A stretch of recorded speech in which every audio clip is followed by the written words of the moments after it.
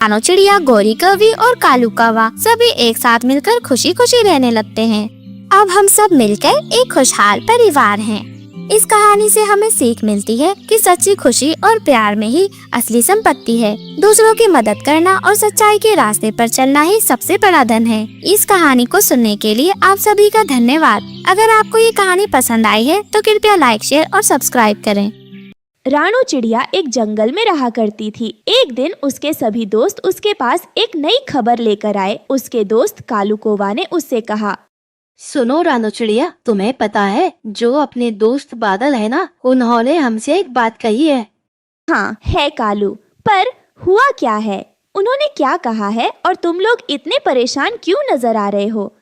रानो चिड़िया, उन्होंने हमसे कहा है कि उनकी दुष्ट काले बादलों के साथ लड़ाई होने वाली है। इसका मतलब यह है कि आने वाले कुछ दिनों में उन दोनों के बीच घमासान युद्ध होगा। इसलिए बादलों ने हमसे कहा है कि हमें तुरंत किसी सुरक्षित जगह पर जाना होगा।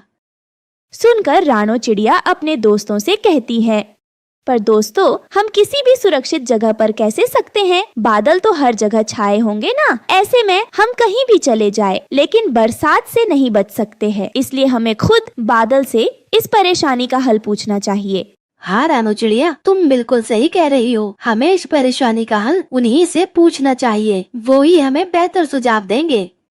यूं तय कर सभी दोस्त एक साथ बादल से इस परेशानी का हल पूछने चले गए। सभी पक्षियों को वहां एक साथ देख बादल ने उनसे पूछा, अरे क्या बात है दोस्तों, क्या कोई समस्या आन पड़ी है तुम लोगों पर जो तुम सब एक साथ मेरे पास आए हो? बताओ मुझे, क्या परेशानी है तुम्हारी? शायद मैं तुम्हारी मदद कर सकूं। दोस्त, दरअसल कुछ समय पहले तुमने जो बात हमें बताई थी, हम सब उसी विषय में तुमसे बात करने यहाँ आए हैं। फिर रानो चिड़िया अपनी सारी परेशानी बादल को बता देती है। तब बहुत सोच विचार करने के बाद बादल उन सभी पक्षियों से कहता है, तुम सब एक काम करना, तुम सब हमारे अंदर ही आ जाना। मेरा मतलब है हमारे अंदर ही तुम सब निवास कर सकते हो। जब तक ये परेशानी दूर नहीं हो जाती तब तक तुम सब हमारे ऊपर ही अपना घर बना लेना। ये बात सुनकर वो सभी पक्षी हैरान रह जाते हैं। तभी रानो चिड़िया बादल से कहती है, क्या कहा हम सब बादलों के अंदर अपने घर बनाकर रह ले? वैसे यह सुनने में अजीब तो बड़ा है, पर यह इतना अनोखा है। सोचकर मुझे बहुत अच्छा लग रहा है। क्या यह वास्तव में हो सकता है? रानो चिड़िया, ऐसी कोई चीज नहीं जो असंभव हो। तुम सब हम बादलों के अंदर छुप कर रह सकते हो। जब तक ये बरसात थम नहीं जाती, मेरे पास इस परेशानी का अभी सिर्फ यही हल है। हाँ बादल भैया, हम सभी ऐसा ही करेंगे। हम सब आपके ऊपर ही अपना घर बना लेंगे जब तक ये बारिश थम नहीं जाती। आपका बहुत बहुत शुक्रिया जो आपने हमें इतनी बड़ी परेशानी से बचा लिया।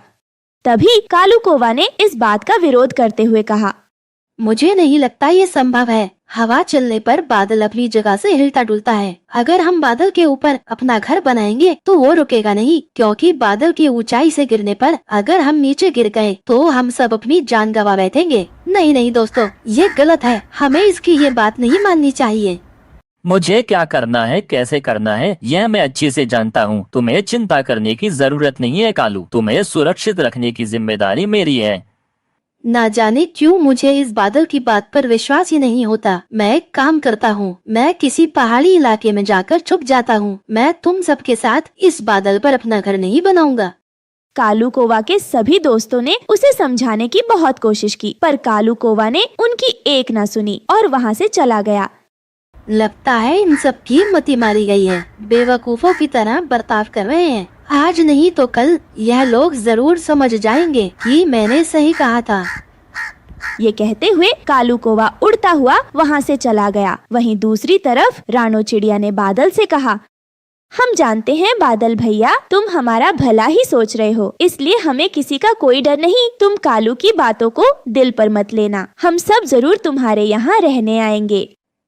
सभी पक्षियों ने बादल पर अपना विश्वास जताया। अगले दिन वो सब बादलों पर रहने के लिए आ गए। फिर कुछ देर बाद अच्छे बादल और दुष्ट काले बादलों के बीच झड़प शुरू हो गई और वो सब पक्षी अलग अलग बादलों पर निवास करे हुए थे। उन दोनों बादलों के बीच लड़ाई देखकर वो बहुत डर रहे थे। फिर उन दोनों दलों के बीच जोर की तकरार के बाद बिजली कड़कने लगी। उस समय कालू कौवा ज्यादा घबरा गया। उसे समझ में भी आ रहा था कि वो कहाँ जाए। फिर वो तुरंत उड़ता हुआ पहाड़ी इलाकों पर चला गया। वहाँ पर जैसा उसने सोचा था वैसा कुछ भी नहीं था। ये देखकर वो और भी ज्यादा घबरा गया।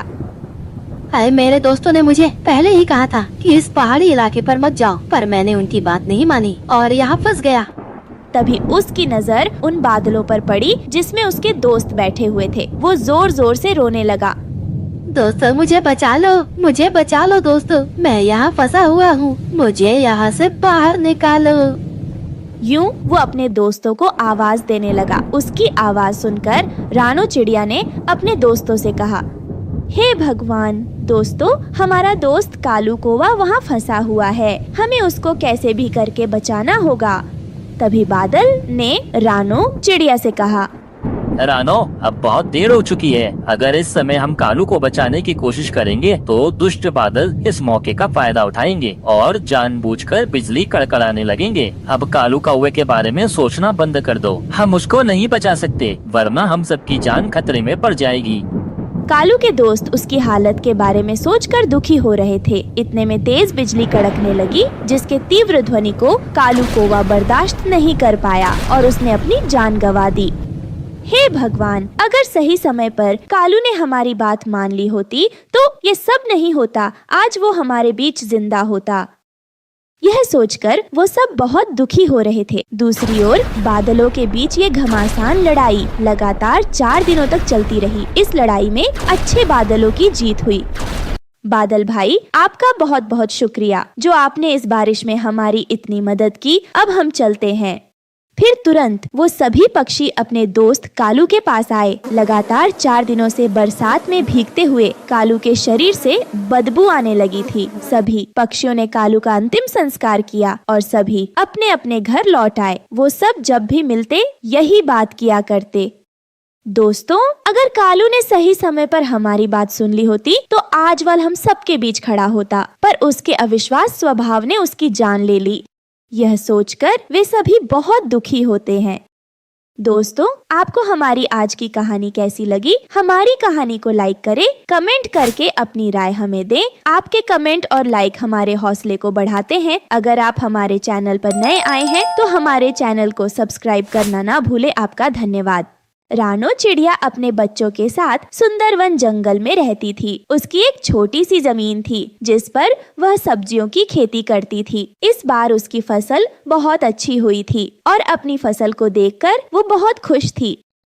हे भगवान, आपने मेरी सुन ली। मेरी फसल इस बार बहुत अच्छी हुई है। मैं इन सब्जियों को बेचकर अपने बच्चों का दाखिला किसी अच्छे स्कूल में करवाऊंगी ताकि मेरे बच्चों का भविष्य अच्छा बन सके। हमने इस दिन का कितनी बेसब्री से इंतजार किया था, मैं जानती हूँ। आज आखिरकार वो दिन आ ही गया।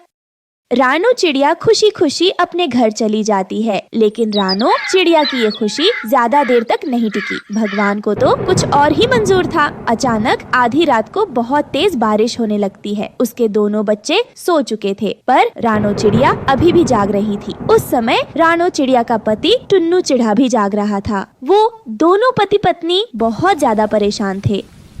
हे भगवान, बिना मौसम के इतनी तेज बारिश हो रही है। अगर यह बारिश जल्दी नहीं रुकी तो खेत में पानी भर जाएगा और सारी सब्जियां सड़ जाएंगी। हमारी सारी मेहनत बेकार हो जाएगी। टुन्नू जी, मुझे तो कुछ भी समझ में नहीं आ रहा कि अब हम क्या करें।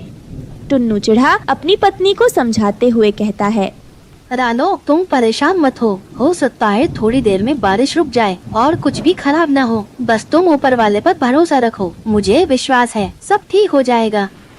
हाँ जी, मैं भी भगवान से यही प्रार्थना कर रही हूँ कि बारिश जल्दी रुक जाए, वरना हमारे और हमारे बच्चों के सारे सपनों पर पानी फिर जाएगा। दोनों पति पत्नी बारिश के रुकने का इंतजार करने लगे, पर बारिश तो नहीं रुकी। लेकिन उनका घर बारिश के चलते काफी भीग चुका था और वह टूट गया। बच्चे पानी में बहने लगे और मदद के लिए जोर जोर से चिल्लाने लगे। मम्मा, पापा, हमें बचाओ, हम डूब जाएंगे, हम मर जाएंगे, हमें बहुत डर लग रहा है, हमें बचाओ मम्मा। बच्चों घबराओ नहीं, जल्दी से हमारे हाथ पकड़ लो। बच्चे अपने माता पिता का हाथ पकड़ लेते हैं। रानू और उसका पति टुन्नू चिढ़ा अपने बच्चों को बचाकर एक डाल पर बैठा देता है। बच्चे पूरी तरह से बारिश में भीग चुके थे, उन्हें बहुत ज्यादा ठंड लग रही थी, वो कांप रहे थे। मम्मा, मुझे ठंड लग रही है। अब मैं क्या करूं जी, रहने के लिए हमारे पास बस एक टूटा फूटा आशियाना था, वो भी इस बिन मौसम बरसात ने हमसे छीन लिया। बच्चे बारिश में बहुत भीग चुके हैं, मुझे डर है कहीं बच्चे बीमार ना पड़ जाए, फिर हम क्या करेंगे। ऐसे ही सोचते सोचते रात गुजर जाती है। अगले दिन बारिश रुक जाती है। रानो चिड़िया अपने बच्चों से कहती है, गुड़िया, तुम अपने भाई का ध्यान रखना बेटा। मैं और तुम्हारे पापा जंगल से जाकर घर बनाने का सामान लेकर आते हैं, फिर हम अपना घर बनाएंगे। इसलिए जब तक हम दोनों वापस नहीं आ जाते तब तक आप दोनों घर पर रहना। रानो चिड़िया और उसका पति टुन्नू चिढ़ा अपने बच्चों को समझाकर जंगल के लिए चले जाते हैं। अभी थोड़ा समय ही गुजरा रहा था कि गोलू जोर जोर से रोने लगा। उसे जोर की भूख लगी थी। दीदी, मुझे बहुत जोरों की भूख लगी है, मुझे कुछ खाने को दे दो। दीदी, बहुत जोर से पेट में दर्द हो रहा है, खाने को दे दो ना। अब मैं क्या करूं? मम्मा भी नहीं है, पापा भी नहीं है घर में, मैं गोलू को कहां से भोजन ला कर दूं? गोलू, तू रो मत मेरे भाई, मैं अभी कुछ करती हूँ, देखती हूँ आसपास कहीं भोजन मिल जाए तो मैं तुझे भोजन ला कर दूं। फिर गुड़िया चिड़िया अपने भाई गोलू को अकेला छोड़कर भोजन लेने के लिए चली जाती है। बड़ी मुश्किलों के बाद जब वह भोजन लेकर वापस आती है तो देखती है कि उसका भाई गोलू तो वहाँ था ही नहीं। गुड़िया चिड़िया अपने भाई को ना पाकर जोर जोर से रोने लगी। उसके रोने की आवाज सुनकर तभी एक बूढ़ा पक्षी उसके पास आता है और उससे कहता है, क्या हुआ बिटिया, तुम इस तरह से क्यों रो रही हो? क्या परेशानी है तुम्हें? बताओ मुझे, शायद मैं तुम्हारी कोई मदद कर सकूं। बाबा, मेरा भाई मुझे नहीं मिल रहा है, मैं उसे यहीं छोड़कर भोजन लाने गई थी, पता नहीं वो कहाँ चला गया।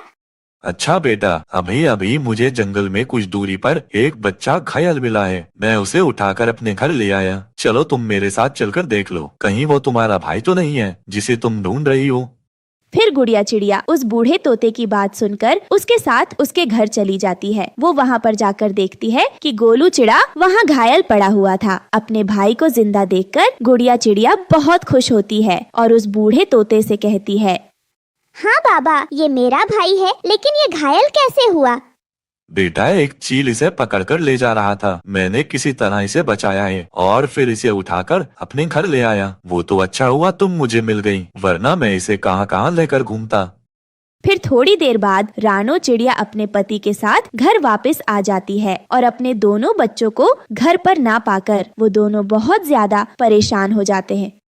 टुन्नू जी, हमारे बच्चे कहाँ गए? हम तो उन दोनों को यहीं पर छोड़कर गए थे ना। हाँ रानो, पर तुम परेशान मत हो, हम दोनों मिलकर अपने बच्चों को ढूंढ लेंगे। फिर अपने बच्चों को ढूंढते हुए रानो और टुन्नू चिड़ा उस बूढ़े तोते के घर पर पहुंच जाते हैं और अपने बच्चों को वहां देखकर बहुत खुश होते हैं। बच्चों, तुम लोगों ने तो मेरी जान ही निकाल दी थी। मैं कब से तुम दोनों को ढूंढ रही हूँ। तुम्हें पता भी, तुम्हारी वजह से हम कितने परेशान हो गए थे। तभी वो बूढ़ा तोता रानो चिड़िया से कहता है, बेटा, क्या तुम नहीं जानती, यह बड़ा ही खतरनाक जंगल है। इस जंगल में बच्चों को इस तरह अकेला छोड़कर तुम क्यों चली गई थी? अगर मैं सही समय पर न पहुंचता तो पता नहीं इस बच्चे के साथ क्या हो जाता। बड़ी मुश्किल से मैंने तुम्हारे बच्चे को बचाया है। क्या करती बाबा, बारिश की वजह से हमारा घर टूट गया, हमारी फसल बर्बाद हो गई, हम बेघर हो गए। हम घर बनाने के लिए लकड़ियाँ लेने जंगल गए थे, पर जंगल में हमें लकड़ियाँ भी नहीं मिली। अब जब घर नहीं बनेगा तो पता नहीं मेरे बच्चे कैसे रहेंगे। मुझे तो कुछ भी समझ में नहीं आ रहा कि मैं अपने बच्चों को कैसे इन सब परेशानियों से दूर रखूं। रानो चिड़िया की ये सब बातें सुनकर वो बूढ़ा तोता उससे कहता है, बेटी, तुम्हें चिंता करने की कोई जरूरत नहीं है। ये लो जादुई पत्ते, इससे तुम अपना घर बना लेना। वह घर बारिश में कभी भी नहीं टूटेगा। इन पत्तों से बना घर लोहे से भी ज्यादा मजबूत होगा। तुम्हें कभी भी किसी बारिश या तूफान से डरने की जरूरत नहीं पड़ेगी। यह जादुई पत्तों का घर तुम्हें हर एक परेशानी से बचाएगा। जाओ बेटा, जाकर अपना जादुई पत्तों का घर बनाकर उसमें अपने बच्चों के साथ खुश रहो। आपका बहुत बहुत शुक्रिया बाबा, जो आपने हमारी इतनी मदद की। मैं आपका ये एहसान कभी नहीं चुका पाऊंगी। फिर रानो चिड़िया अपने बच्चों को लेकर अपने घर आती है और जादुई पत्तों से एक सुंदर सा घर बनाती है। रानो चिड़िया और टुन्नू चिड़ा फिर से अपनी नई जिंदगी शुरू करते हैं और जादुई पत्तों के घर में खुशी खुशी रहने लगते हैं। एक घने जंगल में रानो चिड़िया अपने 2 बच्चों के साथ रहती थी। कुछ दिनों पहले रानो चिड़िया का पति टुन्नू चिड़ा रानो और उसके दोनों बच्चों को रोता बिलखता छोड़कर दूसरी शादी कर लेता है। जब इस बात का पता रानो को चलता है तो वो बहुत रोती है। गुड़िया के पापा, आखिर मुझसे ऐसी क्या भूल हो गई जो आपने दूसरी शादी कर ली? इन मासूम बच्चों को देखकर भी आपका दिल नहीं पसीज रहा है क्या? अगर मुझसे कोई भूल हुई हो तो मैं उसके लिए आपसे माफी मांगती हूँ। दूसरी शादी करने से पहले आपने हमारे बारे में एक बार भी नहीं सोचा क्या होगा हमारा आपके बिना। रानो ने अपने पति को समझाने की बहुत कोशिश की, लेकिन उसके पति ने उसकी एक नहीं सुनी और वहाँ से चला गया। बेचारी रानो चिड़िया अब अकेली हो गई थी। उस पर अपने दोनों बच्चों की जिम्मेदारी भी थी। उसने बड़ी हिम्मत के साथ आस पड़ोस के पक्षियों के घरों में काम करके अपने बच्चों का पेट पालने लगी। ऐसे ही धीरे धीरे समय गुजरने लगता है। तभी एक दिन अचानक तेज तूफान की वजह से रानो चिड़िया का घर टूट जाता है। ये सब देखकर तो वो टूट सी गई।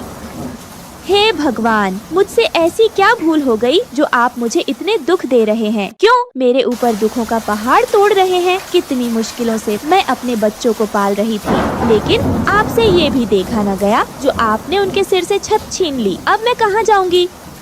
किसी तरह रानो चिड़िया अपने आप को संभालती है। फिर वो अपने दोनों बच्चों को लेकर जंगल में आशियाना ढूंढ रही थी। तभी उसके बेटे कुकू की नजर बाजार में बिक रहे आमों पर पड़ती है। मम्मा मम्मा वो देखो, कालू अंकल आम बेच रहे हैं। कितने रसीले रसीले और मीठे मीठे आम हैं। मम्मा, मेरा आम खाने का बहुत मन कर रहा है, खरीद लो ना मम्मा। हाँ मम्मा, कुकू बिल्कुल सही कह रहा है, मेरा भी आम खाने का दिल कर रहा है। अच्छा, ठीक है बच्चों, जब तुम इतना कह रहे हो तो मैं तुम दोनों को आम दिलवा देती हूँ। वैसे भी मेरे पास बहुत कम पैसे बचे हैं। फिर रानो आम खरीदने के लिए कालू कौवे के पास आती है।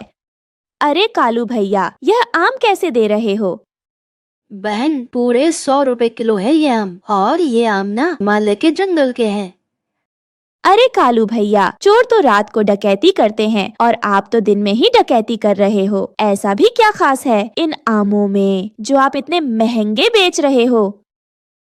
कहा ना कि ये हिमालय के जंगल के आम हैं, इसीलिए इतने महंगे हैं। और वैसे भी ऐसे आम तो तुम्हें इस पूरे जंगल में नहीं मिलेंगे। अगर तुम्हें लेने हैं तो लो, वरना अपना रास्ता नापो। अरे कालू भैया, आप नाराज क्यों होते हो? ये लो 20 रुपए और मुझे एक आम दे दो।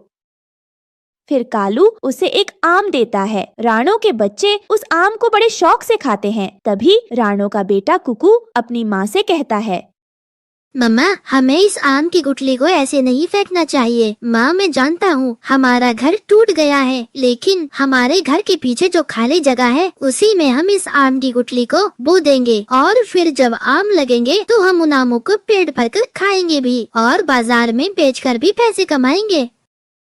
अरे वाह बेटा, यह तो तूने बहुत अच्छी बात कही है। ऐसे तो हमें दूसरों के घरों में काम भी नहीं करना पड़ेगा और आम बेचकर हमारे पास पैसे आते रहेंगे, तो उससे हम जल्दी अपना घर बना लेंगे। यह तो तुमने बहुत समझदारी वाली बात कही है। चलो अब हम इस गुठली को बो देते हैं। फिर उसके बाद वो तीनों मिलकर उस गुठली को अपने घर के पीछे वाले आंगन में बो देते हैं। वो आम की गुठली कोई मामूली गुठली नहीं थी, बल्कि वो जादुई गुठली थी। अगले दिन रानो चिड़िया अपने दोनों बच्चों के साथ अपने आंगन में आती है तो वो हैरान हो जाती है, क्योंकि उसके आंगन में बहुत बड़ा जादुई आम का पेड़ लग चुका था, जिस पर बड़े बड़े रसीले आम लगे हुए थे। यह देखकर वो तीनों बहुत खुश होते हैं।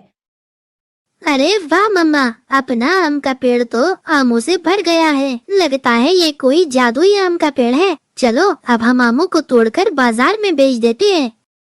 फिर वो तीनों पेड़ से आम तोड़ते हैं और आम तोड़कर टोकरी में भरते हैं और उन्हें बाजार में बेचने लगते हैं। आम ले लो आम, सस्ते और मीठे रसीले आम ले लो। आओ आओ आम ले लो, सस्ते और मीठे रसीले आम ले लो। यह सब कालू कौवा देख रहा था और फिर वो उनके पास आता है। अरे ये तुम इतनी अच्छी किस्म के आम इतने सस्ते दामों में क्यों बेच रही हो? कालू भैया, यह वही आम है जो हम आपसे लेकर गए थे। मैंने इस आम की गुठली को जमीन में गाड़ दिया और पेड़ आने पर इस पर आम लग गए। फिर मैं इन्हें बाजार में बेचने चली आई। कालू कौवा उनकी बिक्री देखकर अपने आमों को कहीं दूसरी जगह बेचने ले जाता है और राणो चिड़िया के खेत को बंजर बनाने की योजना बनाने लगता है। मुझे कैसे भी करके इस रानो चिड़िया को मजा चखाना होगा, नहीं तो ये मेरा धंधा चौपट कर देगी। मुझे कहीं से किसी जहरीली दवा का इंतजाम करना होगा और इसके खेत में डालनी होगी। हाँ, यही एक रास्ता है, मुझे कुछ तो करना होगा। ये कहकर कालू कौवा कीटाणुनाशक दवाई लेकर आता है और उसे छिड़कने के लिए रात में राणो चिड़िया के आम के पेड़ के पास आता है। आज इस रानो चिड़िया का ये आम का पेड़ मैं बर्बाद कर दूंगा। इसकी वजह से मुझे कितना नुकसान झेलना पड़ रहा था, पर अब और नहीं। फिर जैसे ही कालू वो जहरीली दवा पेड़ पर छिड़कने वाला होता है, तभी उस पेड़ के आम कालू के ऊपर गिरने लगते हैं और उस पेड़ की टहनियाँ कालू की खूब पिटाई करती है। ये सब देखकर कालू कौवा बुरी तरह डर जाता है।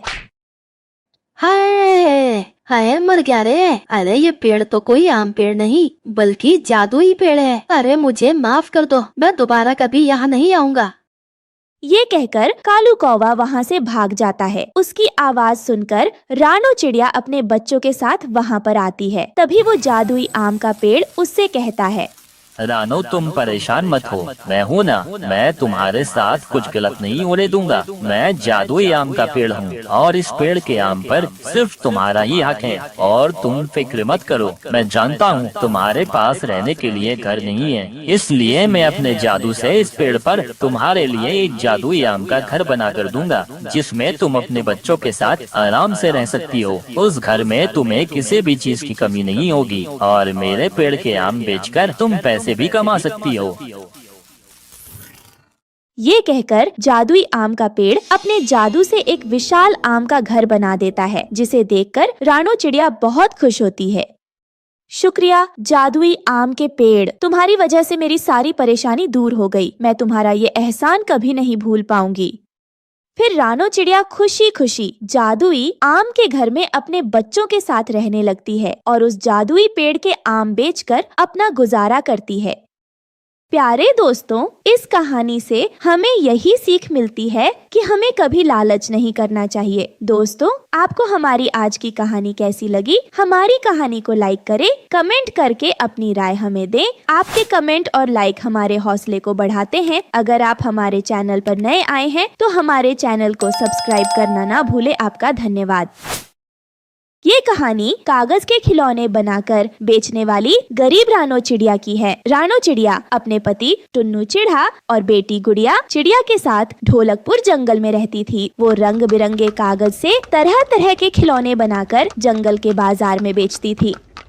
लो भाई, आ गई राणो कागज के खिलौने वाली। कागज की नाव, कागज का सिपहिया, कागज का घर, कागज के फूल, जो अच्छा लगे खरीद लो। रानो आंटी, ये कागज की फिरकी और नाव कितने की है? ना कम ना ज्यादा सब मिला के 50-50 रुपया है। कहो तो दूं? हाँ दे दो रानो आंटी। पूरे जंगल में भी तेरे जैसे कागज के खिलौने कहीं नहीं मिलेंगे। राणो चिड़िया ऐसे सुंदर खिलौने बनाती थी कि देखने वालों की नजर उन पर से हटने का नाम ही नहीं लेती थी और इसीलिए उसके खिलौने हाथों हाथ बिक जाते थे। एक दिन राणो चिड़िया जंगल के बाजार में खिलौने बेच रही थी। तभी दो दुष्ट काले बादल वहाँ पर आते हैं।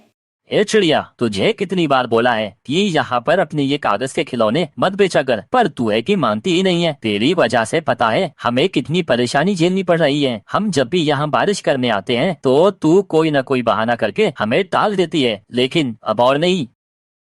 बादल भैया, बारिश का कहर मुझ पर ना बरसाओ। आप तो जानते हैं ना, मैं इन्हीं कागज के खिलौने बेचकर अपना घर चला रही हूँ। अगर आपने बारिश कर दी तो मेरे ये सारे कागज के खिलौने खराब हो जाएंगे, इसलिए मुझ पर रहम करो बादल भैया। सुनो रानो चिड़िया, मैं तुम्हें सिर्फ 2 दिन का समय दे रहा हूँ। अगर तुमने ये अपना कागज का काम बंद नहीं किया तो मैं यहाँ पर इतनी बारिश करूँगा कि तुम्हें अपनी नानी याद आ जाएगी। बादल भैया, वैसे भी इस जंगल में बारिश की अभी कोई जरूरत नहीं है, फिर भी आप अपनी खुशी के लिए यहाँ बरसना चाहते हो, ये बिल्कुल गलत है। बस रानो बस, अब और नहीं। तुम नहीं जानती मैं क्या कर सकता हूँ, इसलिए मुझसे पंगा मत लो, वरना इसका तुम्हें बहुत बड़ा हर्जाना चुकाना पड़ेगा। तुम्हारे साथ साथ इस जंगल के पक्षियों को भी भारी नुकसान झेलना पड़ेगा। ये सब बातें बंटी कबूतर सुन लेता है और कालू सेठ के घर जाकर उसे सारी बात बताता है। 2.5 किलो का एक मारू, तू फिक्र मत कर बंटी, मैं उस रानो से बात करता हूँ। वैसे भी उसके पति पर बहुत कर्जा है मेरा, वो मेरी बात नहीं टालेगी। हाँ चल मेरे साथ उसके घर। इतना कहकर कालू सेठ और बंटी कबूतर रानो चिड़िया के घर जाते हैं। अरे सेठ जी, आप 2.5 किलो का एक मारू। सुन रानो, अगर तुझे यहाँ रहना है तो तू ये कागज के खिलौने बनाना छोड़ दे, वरना मैं तेरे घर को आग लगा दूंगा। तेरी वजह से इस जंगल में बारिश नहीं हो पा रही है और इस जंगल से बाहर फिकवा दूंगा। इतना कहकर वो दोनों रानो चिड़िया के घर से चले जाते हैं। वहीं रानो चिड़िया डरने के बजाय उसका विरोध करने पर उतर आती है और अपने पति टुन्नू चिढ़ा से कहती है, हम क्या इसके बाप का खाते हैं जो उसकी धमकी से डरे। मैं ये कागज के खिलौने बनाना बंद नहीं करूंगी। नहीं रानो, मान जाओ तुम, ये कागज के खिलौने बनाना बंद कर दो, वरना हम दुष्ट काले बादल और कालू सेठ का कहर बर्दाश्त नहीं कर पाएंगे। आप चिंता नहीं कीजिए जी, कुछ नहीं कर सकेगा वो सेठ। लाख मना करने पर भी रानो चिड़िया कागज के खिलौने बेचना बंद नहीं करती। जब कालू सेठ को इस बात का पता चलता है तो उसका खून खौल उठता है। वो रानो चिड़िया से दुश्मनी करने लगता है। 2.5 किलो का एक मारू, हमारे मना करने पर भी ना मानी ये रानो। इसके साथ इतना बुरा करूंगा कि इसकी रूह कांप जाएगी। कालू सेठ का एक भला नौकर हरिया तोता रानो चिड़िया को सारी बात बताता है। फिर रानो चिड़िया अपने पति और बेटी को लेकर उस जंगल से नदी पार वाले जंगल आ जाती है। 2.5 किलो का एक मारू, कहाँ गए ये सब? सुनो पक्षियों, आग लगा दो इसके घर में। सेठ के ये कहते ही उसके पक्षी रानो चिड़िया के घर में आग लगा देते हैं। वहीं रानो चिड़िया और टुन्नू चिढ़ा